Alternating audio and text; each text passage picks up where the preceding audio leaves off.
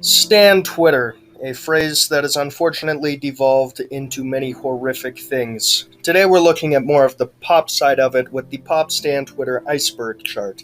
Now, if you don't know how an iceberg chart works, get with the fucking program. Stuff at the top everybody knows, stuff at the bottom nobody knows, yada yada.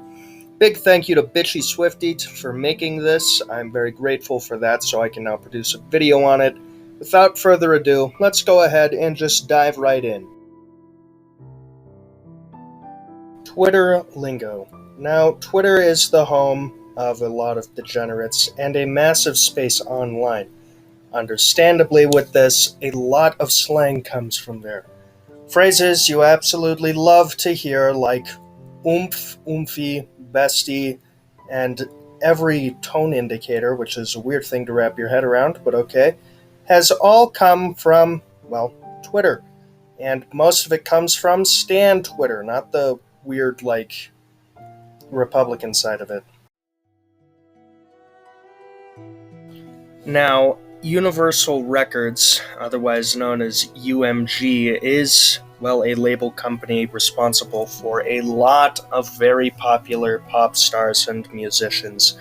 They are also responsible for an actual fuck ton of copyright claims, and are basically just a mafia that happens to enjoy torturing musicians, so fuck you guys. Grammys night. Now, crazily enough, the Grammys happen every year. Insane idea, I know. And every year, people are chosen and they win this nice little shiny award that lets them know, hey, we kinda liked your song. And it's a huge thing in the pop community. People also ask, are the Grammys on tonight? No. Now we're on to level 2. Things that you probably know a little bit about, but not everyone knows. Payola. Now, I had to look up the actual definition of this one, but in the music industry, it's the illegal practice of paying someone to play your song without them disclosing the payment, which is illegal because, radio stations and whatnot have to state when they've been sponsored. Pitchfork. Now, Pitchfork is a music review website mainly for hip-hop and R&B, which makes sense as to why it'd be on a pop Twitter stan Iceberg chart. Britney Spears' conservatorship. Now, this has been basically an open secret for a few years, but also if you have just been on the internet recently, you'll know that there's a lot of people flipping their shit about Britney Spears' conservatorship, and whether or not Britney should have the rights to her own creations and the money that she makes from it, which, if you're not a fucking idiot, the answer is yes. Now, as you can see down in the news stories right here, Jamie Lynn says she's receiving death threats over conservatorship. Oh no, bad thing responded with bad thing. Karma. But that's what that entry is. Scooter Braun is an American media and personality manager who has amassed a massive wealth of $40 million off of simply picking the right people. Who this guy manages, Justin Bieber, Ariana Grande, Demi Lovato, and a few others that you probably don't recognize because I didn't recognize them either. He's recently been involved with some drama for Taylor Swift, but that is for a later entry. Taylor Swift Masters controversy. Now, this is the Wikipedia page for it, but essentially, Scooter Braun, your favorite definitely not rich douchebag, happens to own the rights to the first 6 Taylor Swift albums, and is refusing to give them back to her on favorable terms, which is why Taylor Swift has been re-releasing every single album that she's made, so that she can reacquire the rights. Now, I don't really have any opinions on this because I'm not too much of a pop stan, but someone should probably tell Scooter that if you have to use the I'm a good guy defense, you're probably not a good guy. A question for the culture. This was an Instagram post by Lana Del Rey asking why she was being vilified for supposedly romanticizing abuse whereas other female singers could sing about all kinds of other shit like being naked, cheating, and having sex, and write #1 singles. Now, I mean, seems pretty stupid to get angry about this, however, it's not that bad of a take, in my opinion. Yet somehow, as it always does, Twitter found a way to call it racist and problematic. Of course, this is an incredibly oversimplified version of it, so maybe there's some context I'm missing here. Oh well. Lorde's comeback. Now, Lorde is a New Zealand singer and pop star who's most notably, up until a few days ago, known for the fact that she wrote Royals, that one song that did not stop playing on the radio for like 4 months back in 2015. She's recently made a massive comeback, and I haven't yet listened to it, but it is the cause of so much fucking ass on my Twitter feed that I can't scroll through it in public. So thank you, Lorde. Rihanna has left music. Now, Rihanna's latest album was Anti, released in 2016, which was 5 years ago. Wow, that's a scary thought. But it was, in fact, 5 years ago, and there's really not much from Rihanna about whether or not she's going to drop another album. She's 33, has her whole life ahead of her, and is super fucking loaded. She'll never need to drop another album again, so if she doesn't want to, she doesn't need to. Which is why it's safe to say that she very well could have left music. And now we move on to level 3, the very end of the iceberg. So this is stuff that most people don't know about. And thankfully for you, I'm going to learn so I can provide you with this very important information. Selena Gomez can't sing. Now, if you look up Selena Gomez lip sync on stage, which is what this post is about, you can see there's plenty of videos, some dated, some more recent, about whether or not Selena Gomez is lip syncing on stage. This is a rumor that has a little bit of weight behind it, but not enough for me to say for sure. And if she's lip syncing on stage, well then that means she's not singing. And if she's not singing on stage, can she really sing? Reputation Era. Reputation Era is another entry about the beloved Taylor Swift, referring to how she was dressing, the aesthetic she was giving off, and whatnot after releasing her 6th album, Reputation.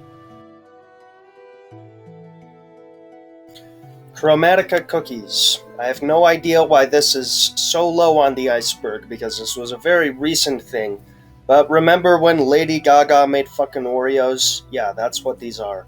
I tried some myself. They were really not worth all the hype. But hey, it's cool that you got a brand deal, unlike poor Markiplier over here.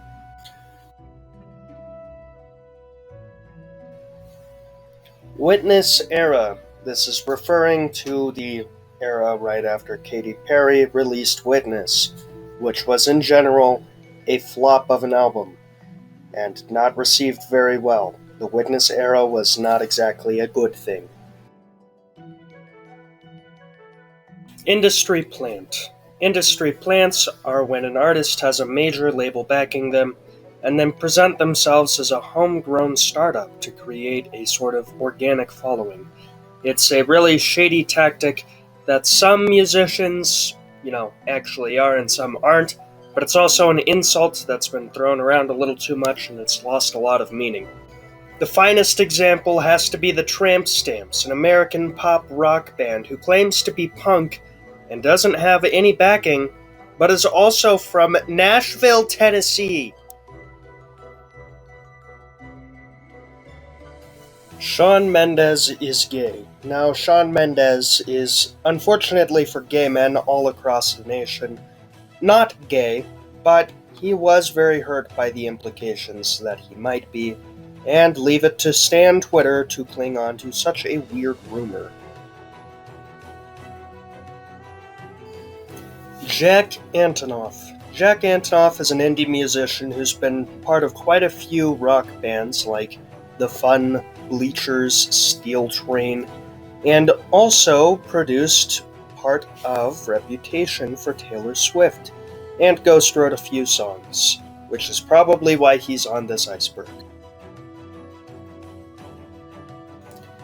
Justin Bieber's Lyme disease. Now, in the shit show that was 2020, Justin Bieber, breaking all of the believers' hearts, God, I haven't heard that term since 2015, revealed that he had Lyme disease. Lyme disease, as scary as it may sound if you don't know about it, is just simply a temporary sickness passed on through deer ticks. It has, flu like symptoms, a bullseye sort of rash from the tick bite, and it tends to go away on its own. Very rarely do you ever get anything long term and life altering from it. You just need some antibiotics. Dr. Luke. Dr. Luke is an American hip hop and pop producer who's worked with a lot of artists over his long career. Most recently, Doja Cat on Say So, I think it was. And he's also, being sued by Keisha. Does anyone even remember who the fuck that is? I don't, but he's being sued by her. Lady Gaga's meat dress. Now, with someone with a name as fucking weird as Lady Gaga, meat dress falling out of my mouth still is pretty surprising. But yes, in 2010, Lady Gaga wore 40 pounds of beef as a dress to an award ceremony. Why she wasted this much fucking cow? Well, there's a lot of interpretations, and the answer she's given is a pretty safe answer that her manager probably didn't disagree with, which is standing up for your rights, because if you don't do anything for your rights, you'll soon be worth nothing more than the meat on your bones. Weird way of conveying it, but okay. Below the iceberg, the last level. Now, this is going to mostly be things that basically no one on Stan Twitter for pop knows about, or just incredibly complex shitposts. Sia is in Beyonce's basement.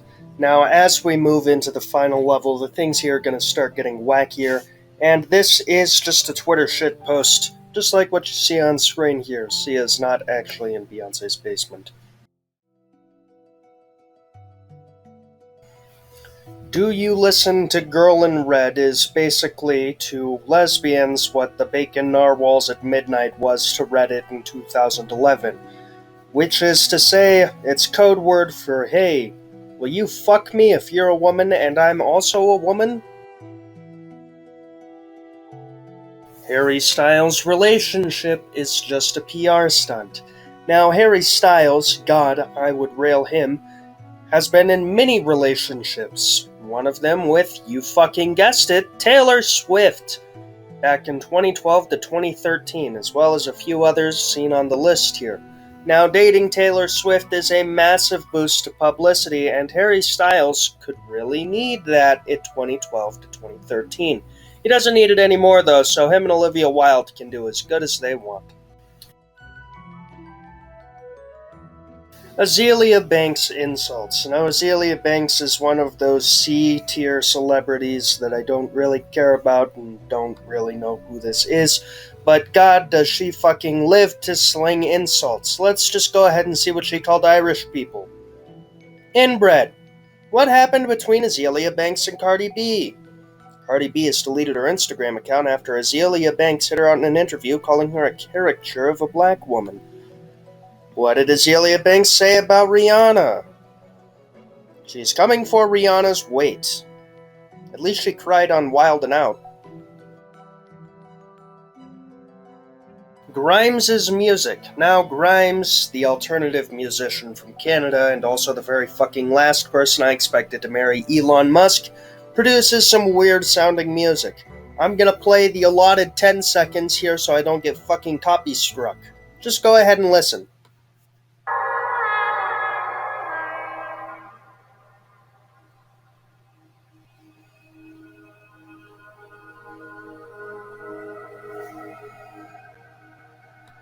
Not getting me today, DMCA. Marina is poor. Now, Marina is a Welsh singer-songwriter And, she kickstarted the whole joke on Twitter of stream blank songs so that blank artist can afford to eat, which has also unfortunately bled into a reputation of her being perceived as poor by troglodytes on Twitter who just see the jokes, and then don't think of them as jokes. Taylor Swift and Karlie Kloss dated. Now, I couldn't tell you who the fuck Karlie Kloss was until before this, but I guess they met at an awards ceremony, and they instantly became BFFs. And because this is 2013, I guess they just latched on to the idea that the two were secretly lesbians. I don't know, it's the end of the fucking iceberg. Not supposed to make sense. They're feuding now, but oh well. And that does it. We went through the entire iceberg. Now, if you enjoyed, consider subscribing. It's free, it helps me pursue my dreams. I think it's pretty neat. And if you disliked, go ahead and leave a dislike on the video. And if you made it this far and disliked it, kudos to you.